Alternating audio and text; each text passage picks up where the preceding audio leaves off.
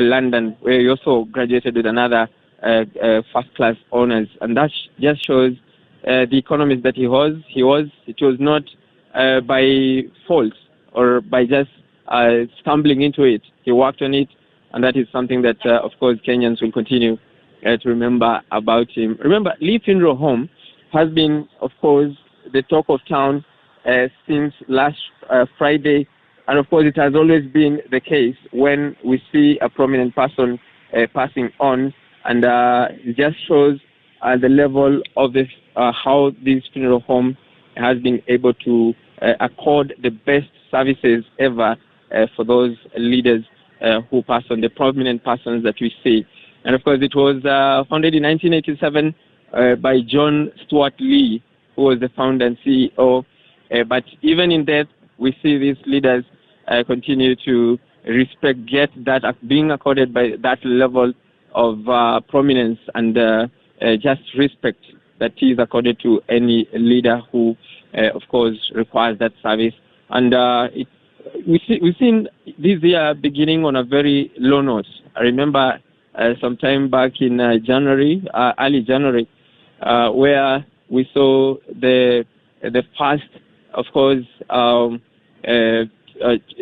one of the leaders, of course, also bowing out as early as that, and of course, Charles Njonjo back then in January, and about 3-4 months later on, we think a similar situation. But of course, we respect and of course celebrate their lives because all of them really lived up to the expectations, beginning with Charles Njonjo, Charles Mugani Njonjo, who actually clocked 100, and Kibaki right here is now actually passed on at 90. And that flag that is dropped, where actually the casket is dropped from the national flag, is going to be the case. We don't know whether the weather will affect the whole process here, but it has been raining overnight. And actually some of us had trouble getting to this point. But of course, we are here and we'll be making sure that we give you all the coverage. And now the convoy is about to move from here to State House. Some of the international leaders, especially from Africa, are actually just in town and waiting to make their way to Nyayo National Stadium. I'm speaking about South Africa, Cyril Ramaphosa. That is the South Africa president, and South Sudan, Salva Kiir, Ethiopia's Sahle Work Zewde.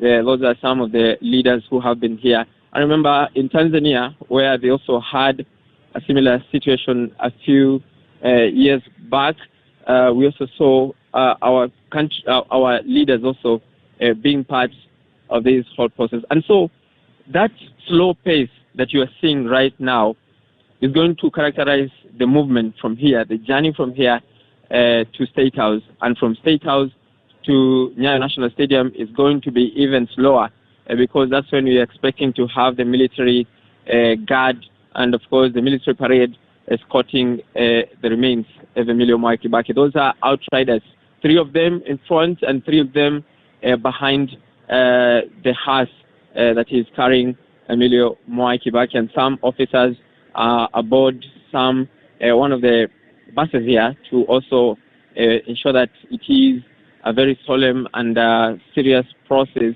Some of those heavy machinery from the military are also escorting.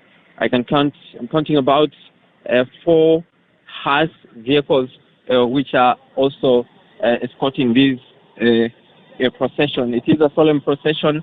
We have seen several officers, high-ranking state officers, also being part of this whole process. And of course, we're going to follow through to give you all the details of this whole process. And of course, from State House, what we expect in State House is going to be very brief and short, direct to the point, where we're going to have some prayers. We're going to see the military officers, of course, mount a guard of honor, and of course, President Uhuru Kenyatta being the person in charge of the whole process. And of course, just to give you some highlights in terms of the years and time that we have continued to be the landmark times for Mwai Kibaki. In 1939, that is about 8 years after he was born, in 1931, Mwai Kibaki joined Gatuyani for 2 years. That is primary school, standard 1 and 2, or first and second grade.